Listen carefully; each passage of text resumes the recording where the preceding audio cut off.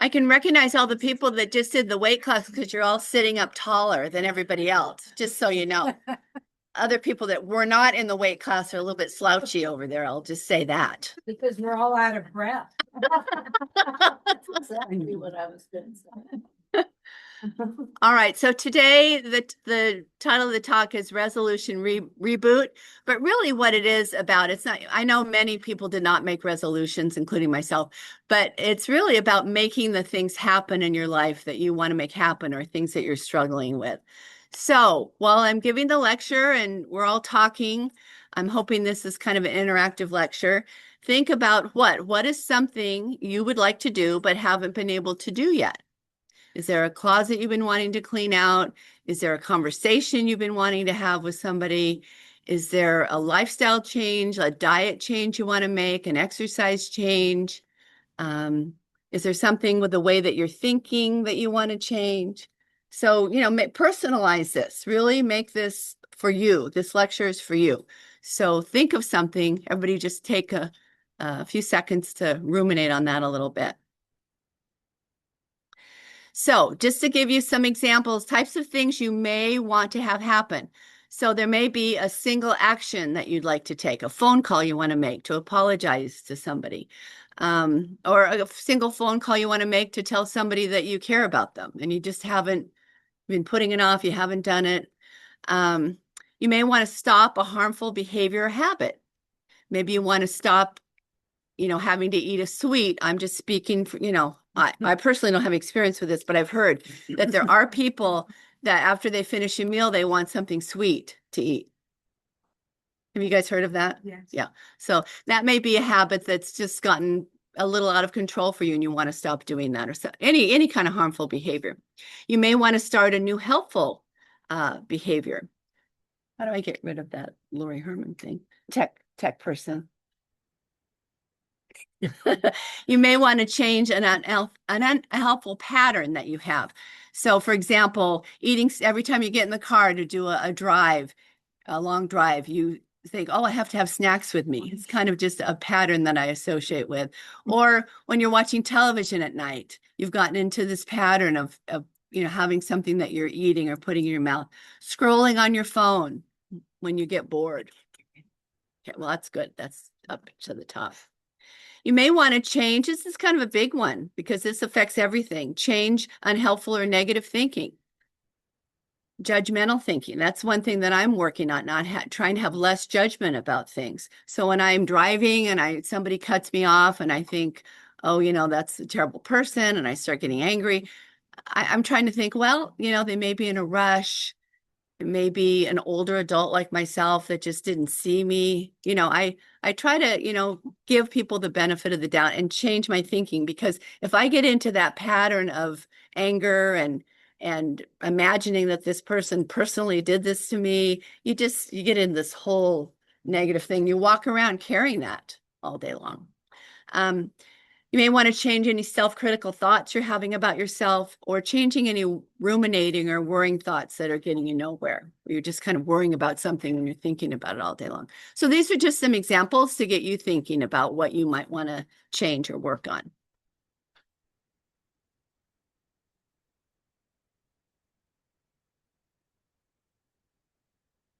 It always quits working.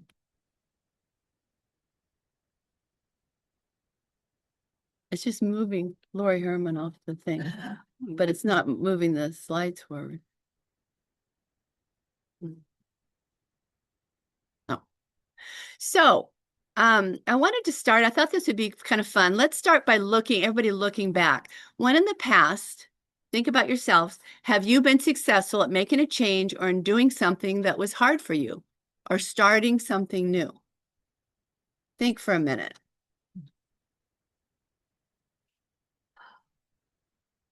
Did you start a little healthy habit? Did you learn to do something new that was hard for you? Did you resolve an issue that was weighing on you? Made an apology, made an amend? Started a healthy habit? Anybody have anything in mind that you might? Yeah, go ahead. Resolutions, but I have a lot of trouble to slow down. I'm not a person I'm just always Busy. busy, and just and then. Uh-huh. Yes. And I think my last fall is because I was in a hurry Yeah. and impatient about stuff. And so were you able to slow down? When I remind myself and I have to tell myself in the morning, okay, remember, you need to slow down. So if I remember to tell myself, it does work. But I'm working on, have to remember to tell myself. This morning was. Right. So I can't see the whole board there. Is this better? Can everybody see it? Well, I can't see this. Just get it all the way. Word. On the What? wall, all the way around the corner probably. Oh, You want some?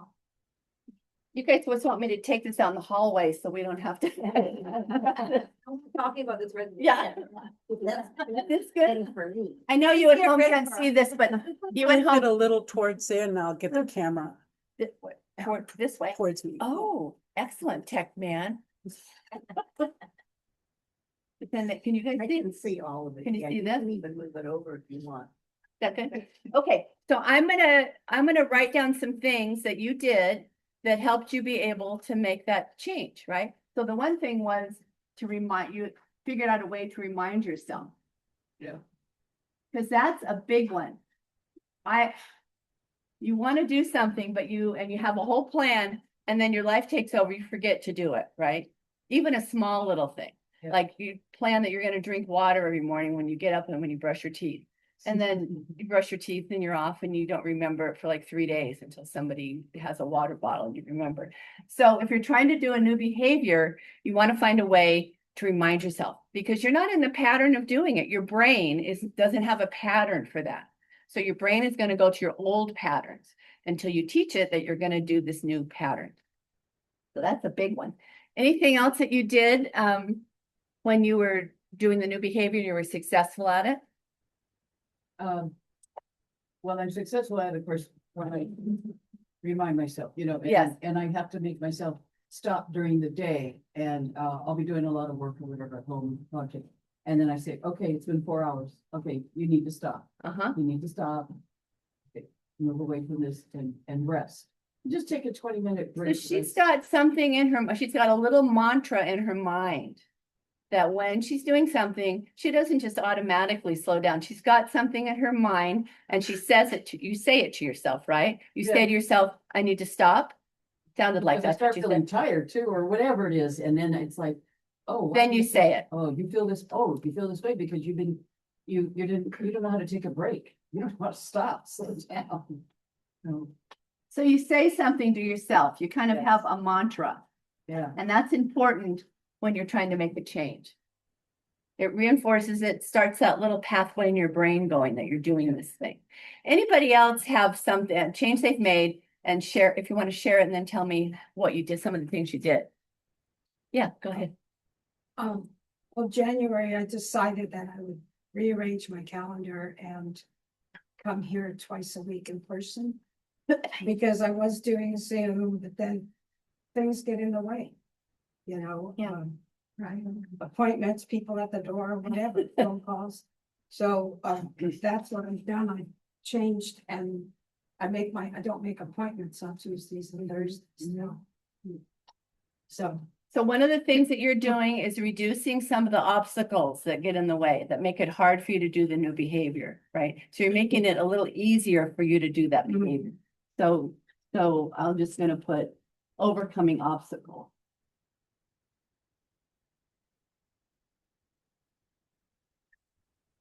By making it a little easier. If you're trying to do a new behavior, you got to make it easy to do. It can't be really difficult because all the old patterns are going to take over because you're doing those old patterns automatically. So any kind of new thing, you've got to make it easy in some way. So that's a huge key.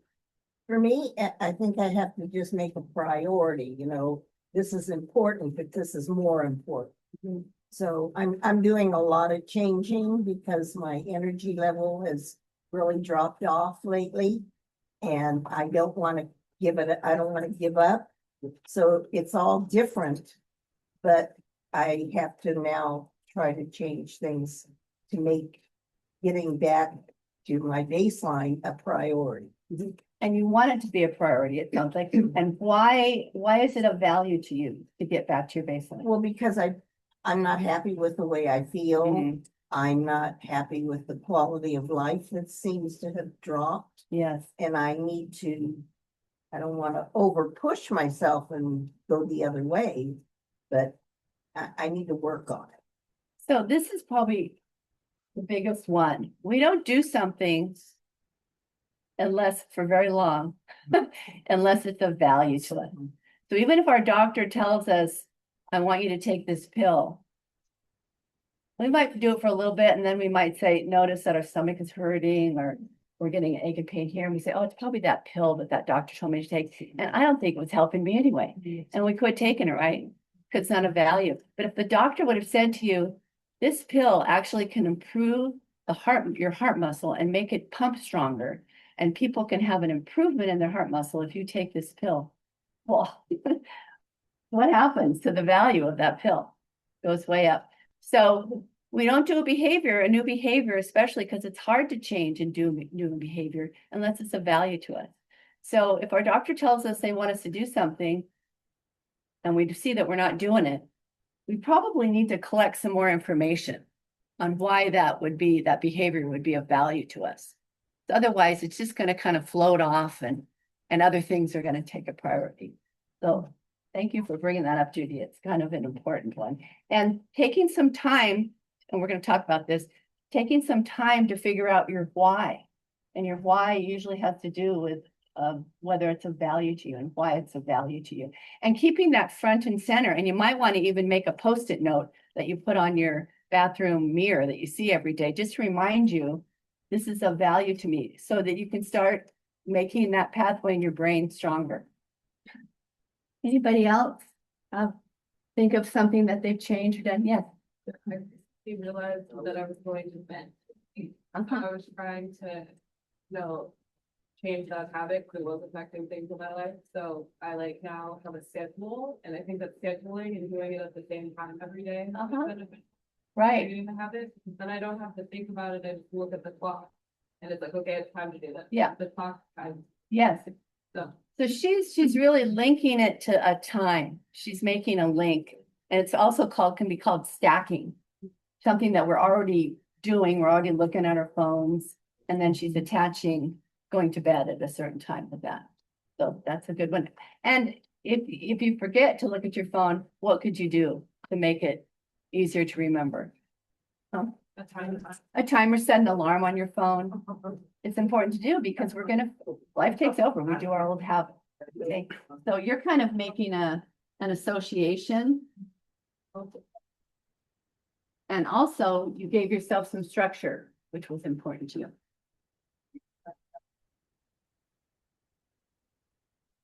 Okay. I think we'll move on. You've got one more? Yeah. Yeah. Well, for me, I like to experiment kind of, and I never used to.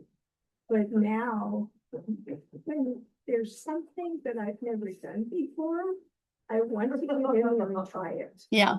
It's a challenge to me. Uh-huh.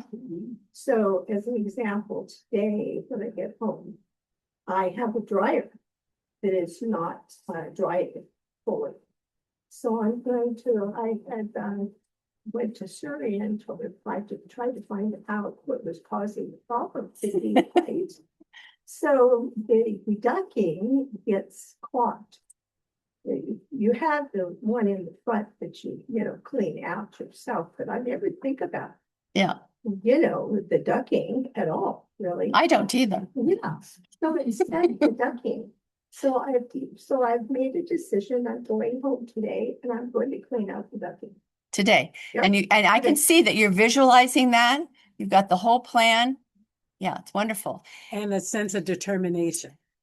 A sense of determination, and another key piece, which is something called self-efficacy.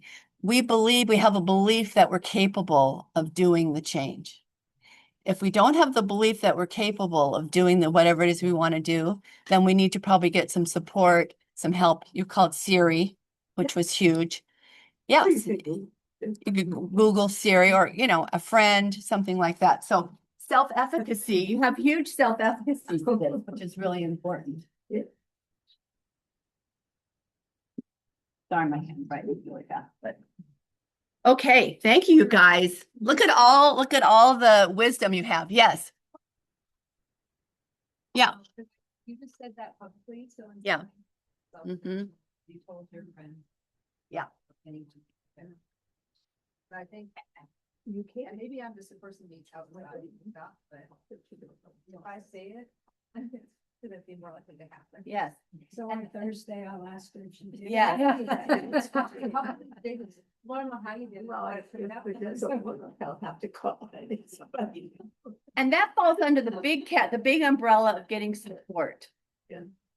Telling a friend, telling somebody here, making yourself accountable for it. Huge. Exactly. Because it's hard to make a change. It's just hard to do something hard or to change a habit. Thank you guys. Do you see all the wisdom that you have inside of you? We just got to get it out there and be able to use that for helping ourselves to have the life that we want to have. Yes. I think that was somebody else, right? Okay. Well, I heard something on the radio this morning. And the doctors are saying they are highly unsuccessful, certain opinion there, raised in the medical community. But getting people, if you confront them, about their weight, initially, so that you're lost. Mhm. Okay. So the problem is that your knees are. The problem is that you're obese and so forth like that. So you don't come out and say that. But the thing that they've taken to, yes, people are hypersensitive about their weight. Being criticized for. Instead, they said, you start, the same person is going to be sensitive of it. You start with medications to go. And then when the guy comes back, he's going, let's medication. Well, let's see if we want. Then you go into the weight range. You literally, they treat the treatment first, Mhm. and Mhm. then that's basically later on they introduce the root cause of Mhm. Yeah. great systems. Thank you. For those at home, they're talking about making a change, and doctors working with the patient have better chance of helping the patient with weight loss if they don't start right out with telling them they need to lose weight. If they start out really establishing a relationship with them by trying some other things, having you feel like a team, and then introducing the idea of weight loss and the obesity and that sort of thing. Yeah. Yeah, we can be resistant to making a change unless it's of value to us, really. So we've already done this. We're just ahead of the game here. What were the things you did to make a change you made or to move forward? So I want to just spend a little bit of time talking, and we've already kind of talked about some of these things, but what might get in the way when you're trying to do something new or do something difficult? Sometimes when I call people and say, oh, we've missed you coming to the cardiovascular wellness program, what's been keeping you from coming? Let's say, oh, nothing really. I'm just lazy, So when and I've done that exactly. I say that to myself. I say, well, the reason I haven't painted my 2 bedrooms in my house is because I'm just lazy. I'm just lazy. But that's just a way to avoid having to do anything. If we label ourselves as I'm lazy, I don't do anything, then we don't have to do anything, right? We attach a label to ourselves. So, and it's way up here underneath the lazy. There's other reasons. The reason I'm not painting the 2 bedrooms in my house is because I have other priorities right now that are of greater value to me. That's really the truth of it. And there may be a time if the paint starts peeling or something that then the value of that will go up. But right now it's just not of value. So I'm not doing it. Yeah. But then other people put the label on you and you bring it in your head and you say, yes. Mhm. Yes. Right. I'm Yes. like that. Yes. So that, Mhm. that you hear that label of somebody that you kind of look up to or whatever, and you said, We have pathways in our brain that from childhood, even if we had parents or a sibling that kind of told us that we were lazy or made us believe that we were lazy, we believe that about ourselves because we've got a pretty thick pattern in the brain there. And so part of making a change, if that's the case, is changing what we call your self-talk and get more true and helpful pathways in our brain. I don't do things sometimes because I don't know how to do it, but I can get help for it. It's a better pathway than I'm lazy. Thank you, Mary.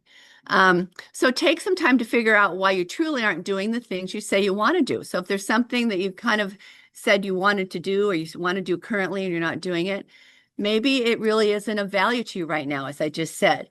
It's not important. So it could be that you're not taking that pill because you don't really know what it's for. It could be that you're not exercising 5 days a week because you're taking care of grandchildren and they're of greater value than your exercise right now. So, but figure that out, get information about it. Maybe you don't believe the benefit of making the change is worth giving up your old behavior or habit. So we think, oh, yeah, eating a plant-based diet sounds good. It's probably good, but I really like, that chicken cacciatore or whatever it is we're eating, or I don't like that plant stuff so much, So I did this little study where I interviewed people that had heart failure, that hadn't made the changes that they needed to make in order to have their heart failure not get worse or in fact improve. And so these were people that weren't doing any of the things that they were, or the majority of things they were supposed to be doing to improve their heart failure. And then they changed. Nobody knew why really, but they changed and they started doing all the things that the healthcare system was asking them to do. They were taking their medicines, they were exercising, they were not eating a lot of salt, they were reducing their water intake. So I interviewed them to try to get to the bottom of why they made the change. And one of the biggest reasons was there was something that triggered their fear of dying. Either they got admitted to the hospital and were really short of breath and were fainting and thought they were going to die, or they had a doctor look at a scan. One of them had a doctor look at their heart scan with them and say, straight up, this has gotten worse and worse and worse. And if you don't stop eating sodium and if you don't start taking your medicines, you could die. You will die from this. So, experiencing your mortality or having something that really brings it home to you that this is hugely important for your health. So sometimes that just requires getting more information from your healthcare providers. Is this really important for me to do this? And what will happen if I don't do this? Asking the right questions. Sometimes we don't do things because we fear change. Even though what we're doing right now isn't working all the time, it's comfortable. We've been doing it for years. It's scary to do something new. And we talked about this, not feeling like you have the ability to do the new behavior, poor self-efficacy, hard to learn new skills. So that's important to get some help and support if that's one of the reasons.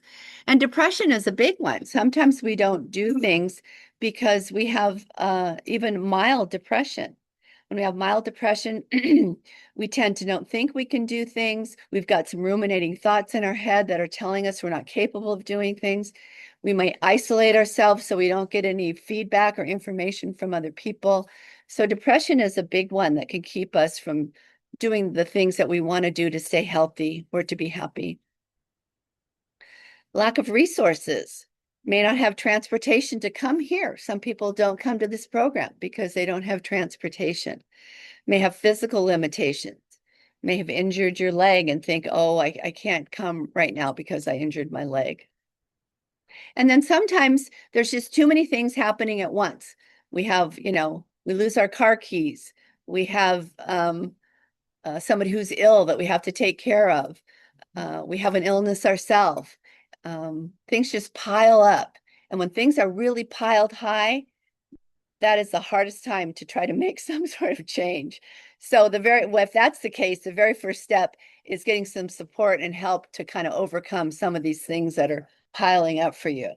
And then that opens up your energy so that you can make some of the changes you want to make. Realizing that you're not the only one that has those particular problems. Yes, we all have them. Gives you a better way to look at it. Exactly.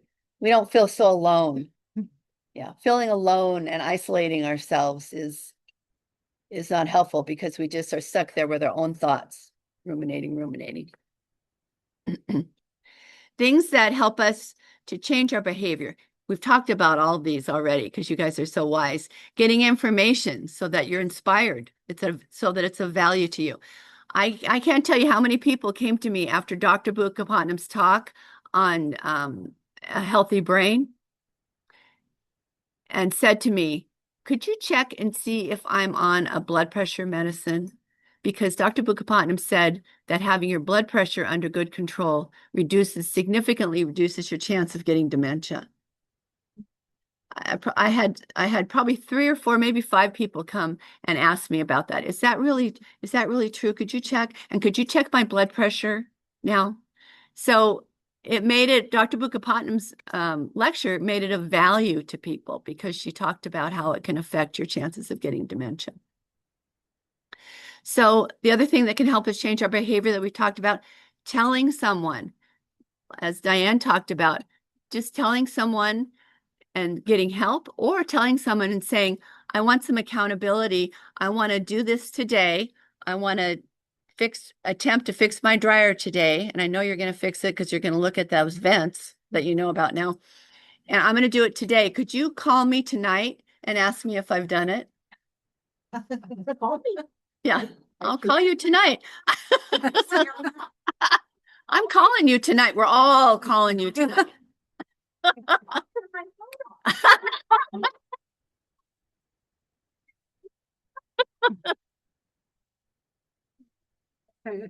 She's a good avoider. I'll just tell you a quick story. When I was trying to write my thesis, when I was getting my master's in exercise physiology, I could not get started. I had done the project, but I had to write up this whole thing and I could not start. I could not start. So I called up my dear friend who I got through nursing school with, and I told her that I couldn't get started. And I said, and she lived in Santa Barbara. And I said, can I just fly there for 2 days? And I know you don't know anything about what I'm writing, but could you just be around and then occasionally ask me if I've written anything? And so I did. I flew there and she, first, she sat down, I explained her what I was doing and she asked a few questions and that kind of got me inspired. And I said, okay, I'm just going to start writing. And she goes, okay, Sharon. And so I started writing, not perfectly, but I didn't want to waste her time. I flew there. I knew she had a life. I had to do something. I couldn't just go there and just sit and drink wine. I had to do something. So I started, and by the time I left there, I had a rough outline of everything I was going to do. So our friends want to help us, so call your friend and ask, get support. If you have a closet that you've been wanting to clean out because you can't even get in there and you just keep walking by it because it's overwhelming, if you got a garage, ask a friend to come. You don't have to ask them to do the actual moving of stuff, but could you just sit and talk with me while I clean out this closet? Yeah. Or spend 15 minutes with me, because it's just starting it usually is what it takes, right? So do that. Have a friend come and help you. It's more fun that way too.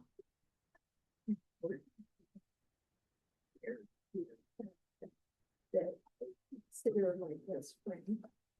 She supports me no matter what happens. Yeah. Doesn't matter. Yeah. Okay. Yeah.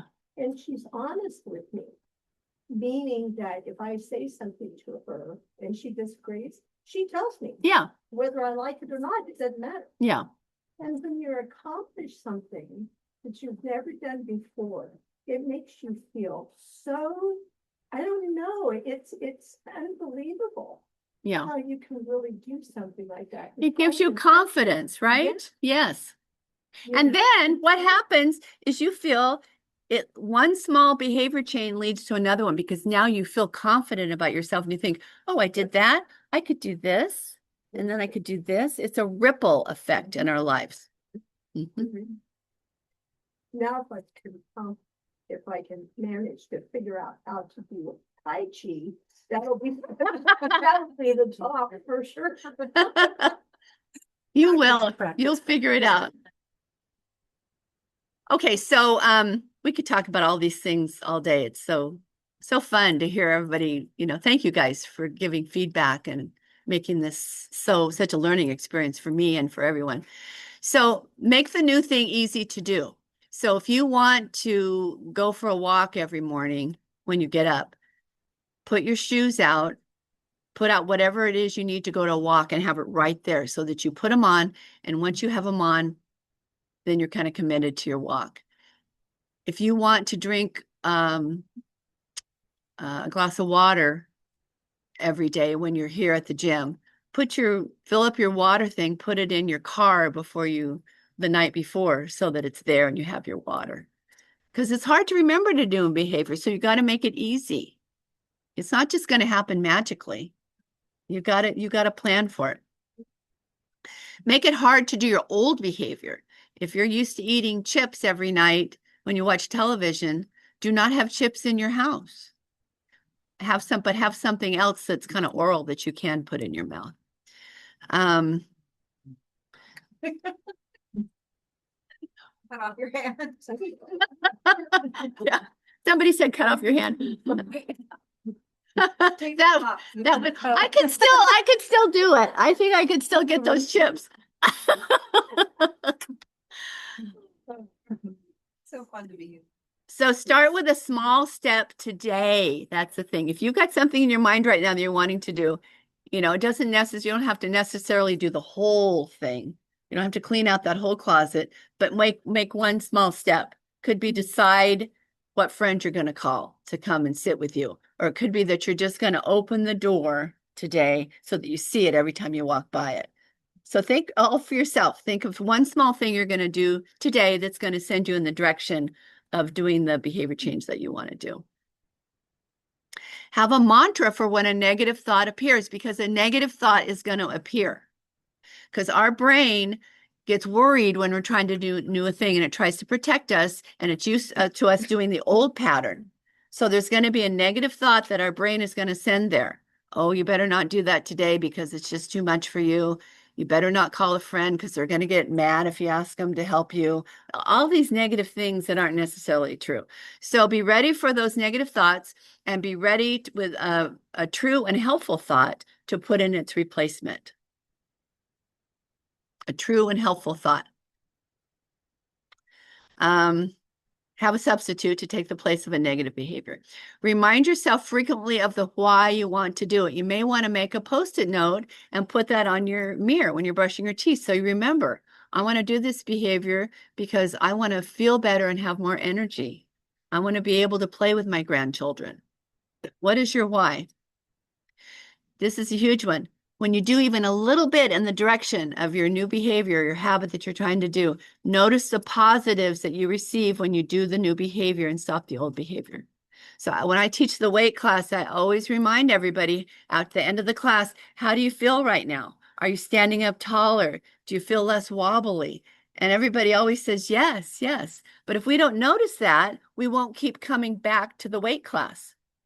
So it's really noticing what we're getting from our new behavior that increases the value of it. And we only do things that we value. This is an important thing. We can use something called the stacking technique. After I blank, I will. So you want to attach the new behavior that you're trying to create to a behavior that you're already doing. So an example for me is I take a pill every morning, and I immediately, instead of just swallowing it down with the one swallow water, I drink 2 8-ounce glasses of water after I take the pill, because otherwise I do not drink water all day. I'm a terrible water drinker. Diane can tell you that. Even when you put water in front of me, I forget to drink it. So the only way I can really get enough water is to attach it to something else. So it's called stacking. I always take my pill in the morning. And so I automatically now drink 2 8-ounce glasses of water, and I get 16 in. And I don't even think, it's just a habit. I don't even think about it anymore. And if I don't do it, if I get distracted or something, it doesn't feel quite right because it's become a habit now. Do you guys have anything that you stack together, like brushing your teeth and then flossing right after, or anything that you kind of stack? We all stack. Yeah.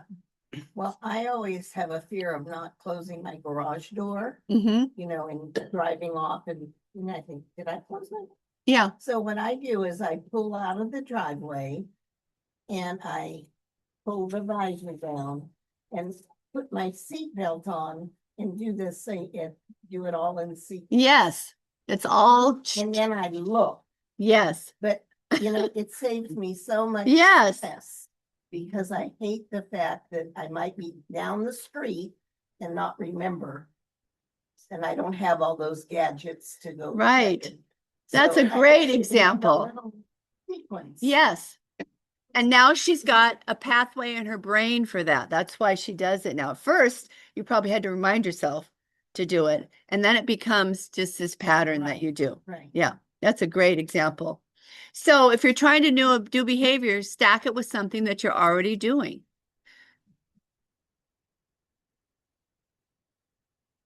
If you want to eat more greens every day, stack it with drinking your water. If you drink water every morning, stack it with that. You're going to go to the refrigerator and get a handful of spinach and eat it. But whatever, it'll just become a pattern for you. I wanted to ask you guys have all done the new behavior of coming to the cardiovascular wellness program, right? Why are you here? How did you make that happen? Because you all had lives before you came here. It was difficult to rearrange things. It's scary the first few times you come because we're so mean, and Carrie especially.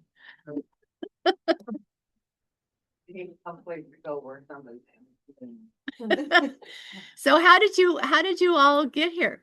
This is a new behavior. How did you make it happen? Me, it wasn't what I did. It was that somebody else cared about me and let me know that the program was available. Somebody told you about it? My cardiologist at the time, who was retiring, Hmm. and I was moving, Hmm. and he just wanted to make sure that he didn't know I was moving, and I didn't know he was retiring. So he wanted to make sure that I was going to keep taking care of myself. And I didn't have the available resources Uh-huh. once I moved to do that. Uh-huh. So he cared enough to tell me, because he was, not going to leave me lay in a lurch. Hmm. And it was just a miracle. It was So just- but that whole thing made it of value to you because it was so kind. Somebody you trusted was telling you to do this and thing. I, because of that, really pass this on to other people. You do, yeah. Linda can tell you how many people I've told about the program, and some of them are here. But we don't, people can tell us about things, but we don't do it unless there's something about it that's of value, right? So, but it's hard to I'm really curious, how did you overcome that very first step of showing up? Because she beat me up. Accountability. Accountability. It was accountability right there, right? That was definitely accountability. Any other things that you guys can think of? Yes. Making it a priority. So, Yes. okay, no more excuses. That's suspicious. Some of my other. Yeah. You guys had support for each other, Right. which was helpful. Yeah, making it a priority. is Yeah. Actually showing up. Yeah. She did hear you like, it's. Yeah. We're not so mean. And then like this morning, I was really looking forward to coming. Great. Really glad I'm here. You've got a pathway in your brain for it now. And I'm going to talk about this. We have time because Okay, I want to, because I love that girl. We know. She didn't try to beat me up at all. We know. Insult. Okay, so we talked about this, knowing your why, noticing positives that you receive, stacking, mindfulness practice, being able to filter out all those negative thoughts that are coming in, telling you not to do this, you're not ready, it's going to be too hard, being able just to be mindful and focusing on the present and doing just what's right in front of you. We're going to talk about the association technique. So this is just very quickly how we create unwanted habits, and it's also how we create wanted habits. So there's a cue in this example, the cue for creating a behavior, and this happens to all of us, all the behaviors we do, there was some sort of cue that started them all. So for this person was trying to do their homework or trying to work on a project, and they got bored with the whole thing, bored with work and studying. So they had an urge, to take a break from it, to not do it anymore. The urge was, I don't want to do this, right? And so the response was they start scrolling on their computer, on their phone, and they end up 2 hours later, they haven't done any homework and they're feeling more overwhelmed, right?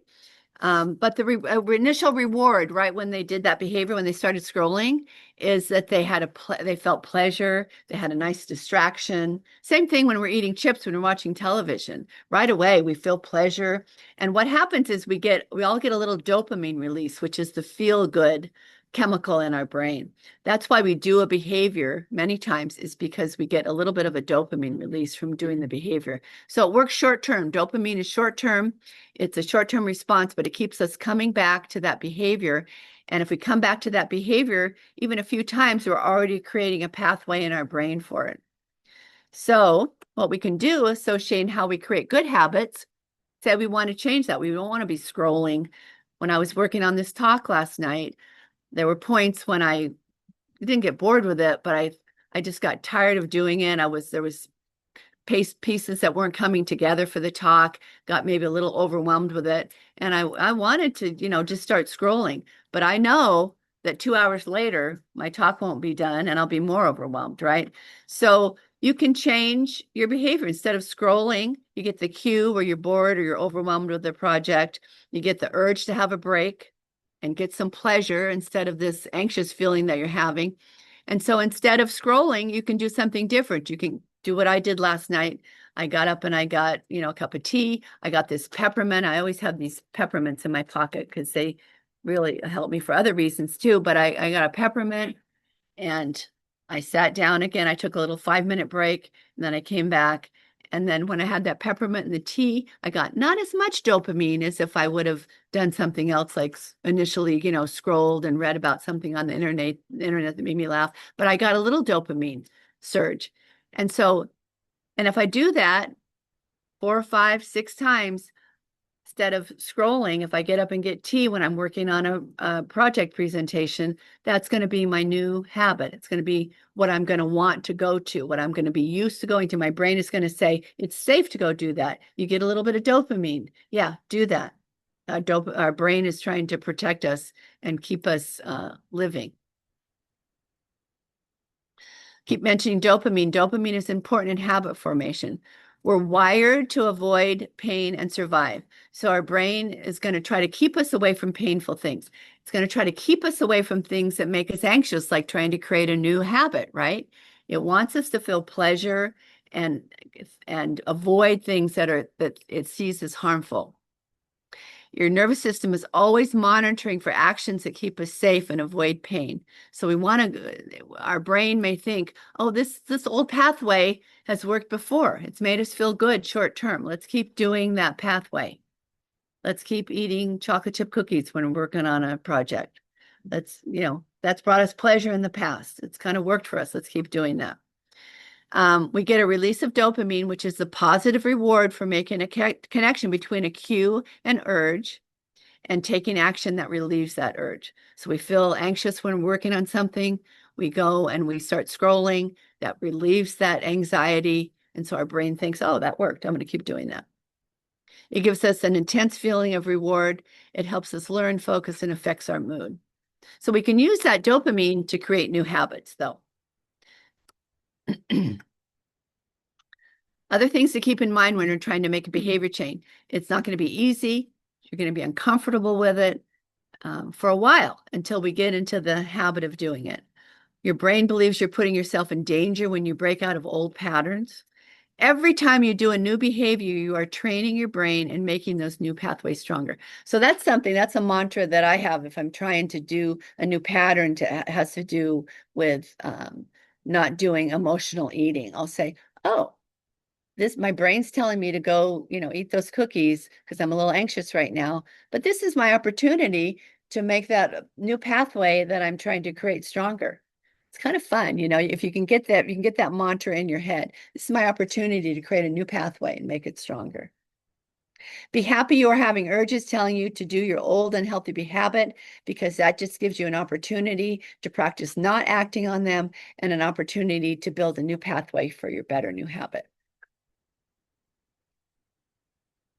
So this, I'm not going to go through this. It's kind of a complicated slide, but just in general, it's called neuroplasticity, where you're creating those new pathways when you create a new habit. And you can create those pathways for bad habits too, but you want to use that idea in your head that you're creating a new pathway to get the new habits going. So just a little bit review, steps to change your behavior and rewire your brain. Focus on the why, have that why front and center. Maybe post it in your car, put it on your mirror. The change that you want to make must be of value to you. So if it's not, maybe you need to collect more information on it. Maybe it's not of value to you because you got 20 other things going on right now. And so maybe you need some support to kind of work through those things so that you can get back to making some behavior changes. Visualize what you will look like in the future and what your life will look like once the old habit is no longer present and what it will look like with the new healthy habit. It's important to see yourself beyond this kind of uncomfortable creation of new habit and ending of old habit time. Set up your environment to support your success. Hang out like all of us, hang out with like-minded people who are doing what you're trying to do. So helpful. Is it helpful coming here and seeing other people exercising and trying to eat those plant-based foods and learning about it? Make it hard to do your old behavior. Have a substitute for your old behavior. So you can't just say, okay, I'm not going to eat potato chips tonight. You guys are probably going to all want to eat potato chips tonight because I've been talking about it so much. So I'm going to put something else in your mind. What could you do? You have to have a substitute. So what could you do instead of eating, an unhealthy food tonight when you're watching television? Apple. Cut up an apple. And so make it easy, have it ready. Maybe when you get home today, already cut that apple up, put in a little baggie, have it ready to roll when you turn on the television. If you have to go and find the apple and cut it up and blah, blah, blah, blah, blah, it's going to be hard. What else could you do to remind yourself that you're going to eat the apple instead of the potato chips? I don't buy chips. Well, Otherwise I would eat them. what could you do to remind yourself that the apple's there?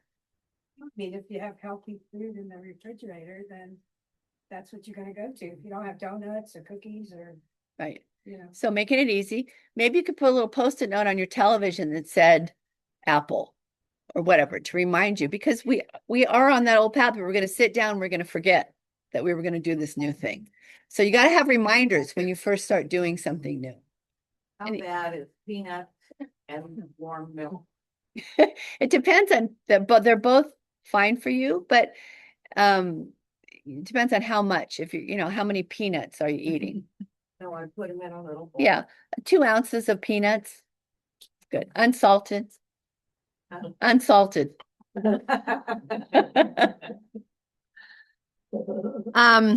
So have a substitute, make it quick and easy. And the substitute has to give you a little bit of a dopamine hit. If it doesn't, then find something else. So that I have these peppermints, and because I like to have something sweet when I finish a meal. So instead of having a cookie or, a power bar or something like that, I now just put a peppermint in my mouth, and it does give me a little dopamine hit, but it doesn't give me all the fat, the saturated fat and the cholesterol and all those things. So I kind of like it. So it's got to be something. Because you feel better. And it's just Meter in your brain that's. Yeah, I feel better immediately. So it's got to be something that kind of give you that dopamine immediately. It gives me a little bit of sweetness. It gives me something oral kind of that I'm doing. Tea sometimes works the same for people. Using the association or the stacking technique. So stacking the new behavior that you're going to do with something that you're already doing. Mindfulness practice. I think that Linda Larson's coming this week, right, Linda? Oh, next week on a Thursday? Next week from this Thursday, Linda Larson will be here to do a mindfulness class. So you could get more information, give yourself some self-efficacy about mindfulness if you attend that class, and getting support from us here, from family members, if you have supportive family members, from friends, from Siri. Uh-huh. Who said that? Siri. Siri said that? Oh my gosh. Siri's always listening. So, just real quickly, when I asked people what they wanted me to talk about today, I had two pieces of feedback. One was they wanted to know how to avoid procrastination. That's a big one. So, we kind of all the things we've been talking about, but there are some quick things you can do. One's called a 5-minute rule. So you set an alarm and you do the task for 5 minutes. This really works for me. If there's, well, a big thing for me is I wash dry and then I don't always fold and put away. So you can wash, I have this pile of clothes in my laundry room. And so then I tell myself, I'm just going to fold the clothes for 5 minutes and then I can stop. And usually by the time I've gotten to 5 minutes, they're pretty much folded and then I kind of want to put them away. So, but it have to be true that you're only going to do it for 5 minutes. If you have a closet you want to clean out, I'm just going to work on it for 5 minutes. Do you have questions? Okay. So set a short, easy deadline for yourself. Tell yourself that if you're trying to exercise and you're having difficulty with it, that you're just going to go walk for 5 minutes. Or you're just going to clean the drawer for 5 minutes. Sometimes it helps to do the hard, important tests first. So if I'm working on a talk and I know there's one particular area that is a struggle for me, and that's really what's making me anxious and making me not want to do the whole thing, I'm just going to say, I'm going to work on that hard thing for 10 minutes here, but I'm going to get it out of the way because then everything else is easy. Sometimes it helps to do the hard test first. Manage your environment, make it easier to do. I like to make a little Post-it note with a box to check off if there's something I'm going to do. Tell someone that you're going to do this particular behavior. So have accountability. Ask someone to come over and sit with you for 30 minutes so that you can get started. Sometimes this is kind of a cool one. Start before you're ready. Don't prepare. Don't wait until you feel like doing it. Start with the behavior. So there's this whole cognitive behavioral triangle where we have a thought about something. I'm going to come to the cardiovascular wellness program.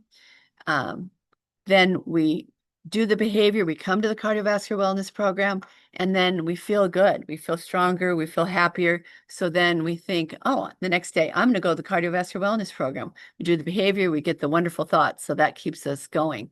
So sometimes, though, when we have that, we think we have to wait until we have the feeling in order to do the behavior.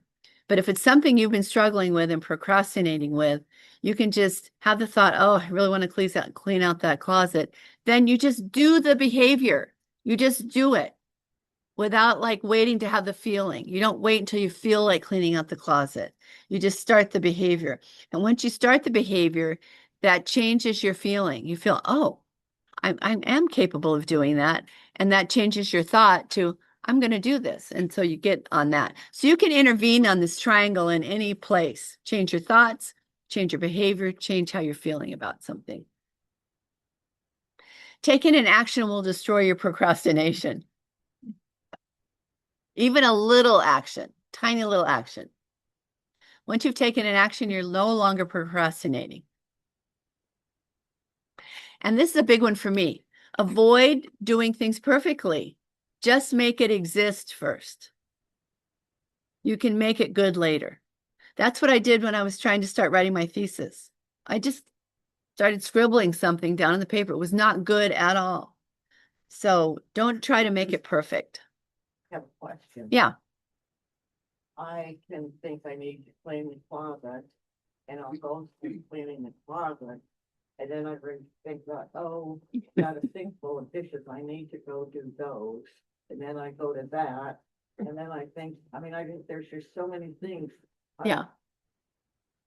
Or you find something in the closet and that leads you to go and put it somewhere. And then you get there and you think, oh, I'm going to work on this. Yeah. It could probably be a good idea if there's something that you really value and you really want to do, like cleaning the closet. That's a value over all the other things because you can't get your clothes in there or it's weighing on you, you're thinking about all the time. If it's really a value to you, then I would set a time limit that no matter what comes up, I'm going to work on this for whatever time period you've decided. And then I'm going to go do the dishes, and then I'm going to go do this other thing. So, but you have to decide if it's of great enough value to you. If it's not, then you're going to get pulled off to do these other things. Yeah, in my mind, though, at the time, they all have the same problem. Anyway, But you chipped away at each one of them, so it's not a bad thing. pardon? You've done a little bit on each one, so you're making Yeah, forward progress. yeah. Okay, It's not like you're going and doing something that's detrimental to you.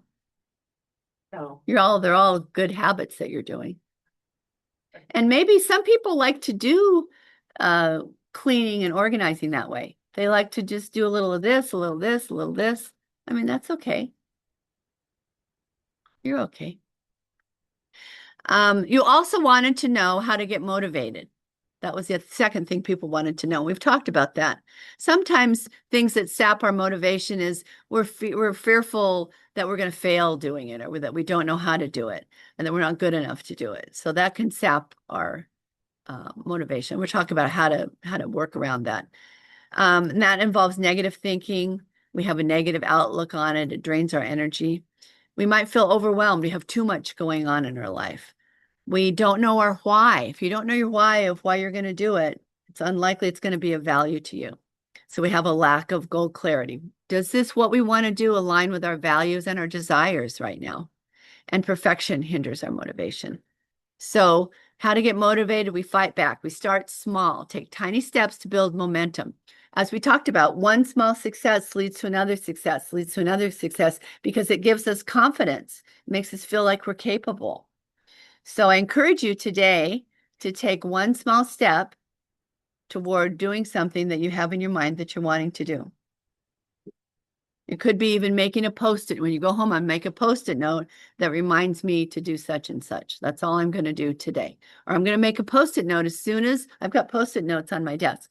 As soon as Sharon finishes the lecture, I'm going to go get a Post-it note and do that. And then I'm done for today with working toward my goal. Notice any positive feelings in mind or body when you do the new behavior, or avoid the behavior you're trying to stop. Keep your why front and center. Make a Post-it note for it. Manage your environment. Have things in your environment that support what you want to do. Get rid of the things like the chips that don't support what you're trying to do. Have a Post-it note to remind yourself. I skipped the part, work on the things in your life that be making you feel overwhelmed. If you've got a lot of things going on and you can just barely, get yourself out of bed because you've got so much going on, get some help and some support to work through those things, to find your car keys, to, I don't know, clean out a closet, things that are making you feel overwhelmed. She told me she lost her car keys, so I've got that on my mind. I lose my car keys all the time. Make your new behavior exist in some small way, like getting a Post-it note before you leave here today. What can you do today or right this moment to go in the direction of doing the thing you want to do? And here's some references. You can go online and follow this lecture and read this lecture. And these are some great books that can help get you motivated. Any questions or comments? You guys were great. Thank you for helping give the lecture. So good. Thank you. Any questions at home?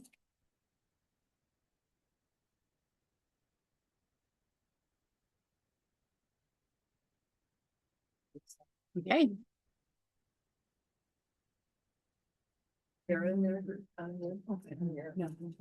I got Post-it notes here if anybody wants one. You're awesome for you. I am a Post-it note girl. Yeah. I put them on all, if I can fit in my kitchen area, I have a. Now we know what those steel boxes are about. So when you're done there, let's go look at your timesheet. Yes. Sounds good. Hit it twice.